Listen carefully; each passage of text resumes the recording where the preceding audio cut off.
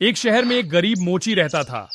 अपने घर के एक कमरे में वह जूते बनाता और उन्हें बेचकर जो भी पैसे मिलते उससे अपने परिवार का भरण पोषण करता था।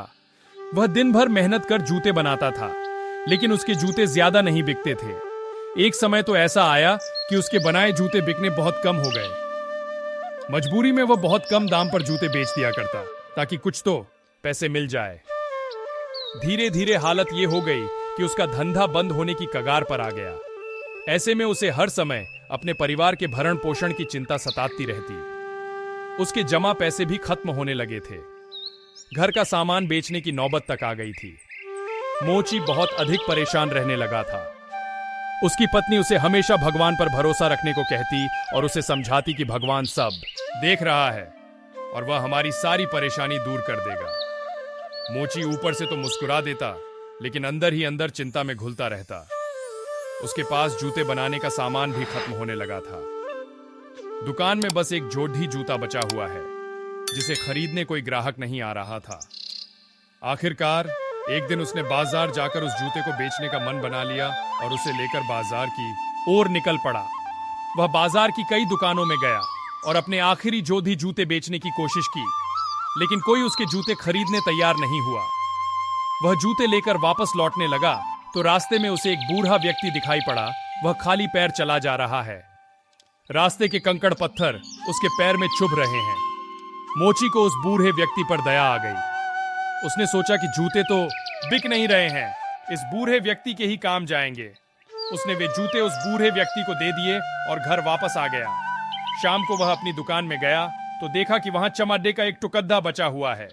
उस टुकड़े से मात्र एक जोड़ी जूता बन सकता था। वह जूता बनाने के लिए चमड़े का वह टुकड़ा काटने लगा। चमड़ा काटते काटते उसे काफी रात हो गई, इसीलिए वह उसे यूं ही दुकान में छोड़कर घर आ गया। अगले दिन जब वह दुकान गया तो यह देखकर हैरान रह गया कि जिस जगह उसने चमड़े का टुकड़ा छोड़ा था वहां एक जोड़ी जूते रखे हुए हैं। वे जूते देखने में बहुत सुंदर थे। कुछ देर तो मोची उन्हें देखता ही रहा, फिर सोचा कि क्यों ना इसे बाजार जाकर बेचने की कोशिश करूं। जब वह बाजार पहुंचा तो पहली ही दुकान में दुकानदार ने अच्छी कीमत देकर उन जूतों को खरीद लिया। मोची बद्धा खुश हुआ। उसने जूते बनाने का और घर की जरूरत का कुछ सामान खरीदा और खुशी खुशी घर वापस आ गया। रात में उसने 2 जूते बनाने का चमड़ा काट कर रख दिया। अगले दिन उसे 2 सुंदर जूते बने हुए मिले। वे जूते भी अच्छी कीमत पर बिक गए। उसने बाद से मोची रोज चमड़ा काटकर दुकान में छोड़ देने लगा। अगले दिन उसे बनाए जूते मिल जाते। उसके जूतों की पूरे बाजार में चर्चा होने लगी और उसकी दुकान में ग्राहकों की भीड़ उमड़ने लगी। अब उसके जूते तुरंत बिक जाते और साथ ही नए जूतों की मांग भी रहती। धीरे धीरे उसकी आर्थिक स्थिति सुधरने लगी। यह देख उसकी पत्नी भी हैरान थी। एक दिन उसने मोची से पूछा कि ऐसा अचानक क्या हुआ कि बाजार में उसके बनाए जूते इतने लोकप्रिय हो गए। मोची ने उसे सारी बात बता दी कि कैसे वह रात में जूते बनाने के लिए चमड़ा काटकर घर चला आता है और अगले दिन उसे बने बनाए जूते मिल जाते हैं। पूरी बात जानकर पत्नी बोली, ये तो भगवान की कृपा है कि कोई नेक इंसान हमारी मदद कर रहा है, लेकिन तुम्हें नहीं लगता कि हमें यह पता होना चाहिए कि वो कौन है और हमें भी करना चाहिए। मोची को अपनी पत्नी को बात ठीक लगी। उस रात जूते बनाने का चमड़ा काटकर वह घर नहीं गया, बल्कि पत्नी के साथ दुकान में ही छुपकर उस इंसान का इंतजार करने लगा जो उसके लिए जूते बना जाता है। रात 12 बजे खिदकी के रास्ते 3 बौने दुकान में आए और नाचते गाते मजे से जूते बनाने में जुट गए।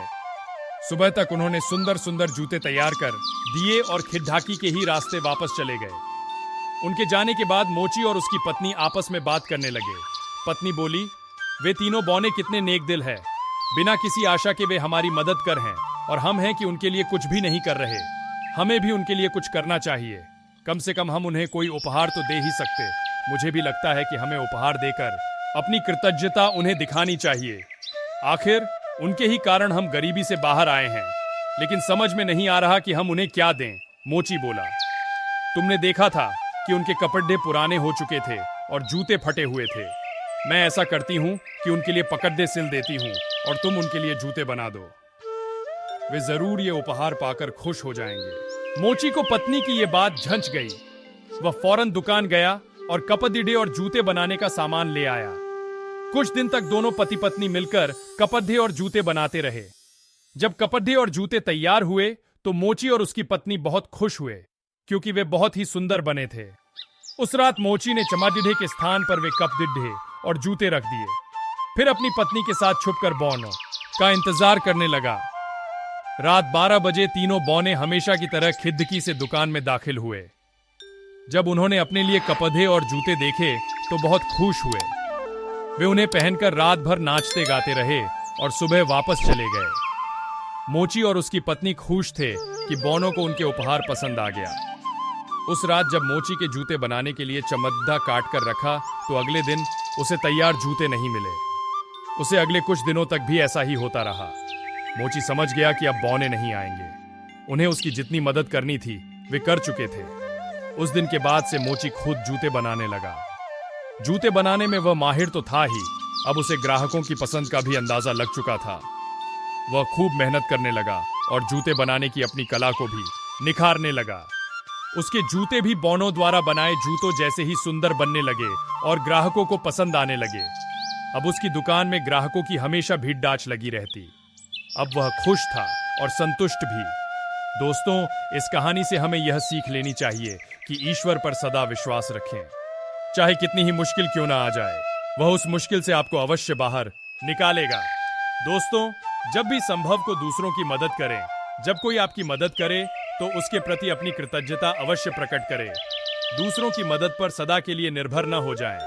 सीखें, अपनी कला को निखारें, मेहनत करें और सफलता आपके कदम चूमेगी। साथियों, ये कहानी आपको कैसी लगी कमेंट कर जरूर बताएं। और हाँ दोस्तों, हमारे चैनल को सब्सक्राइब जरूर करें।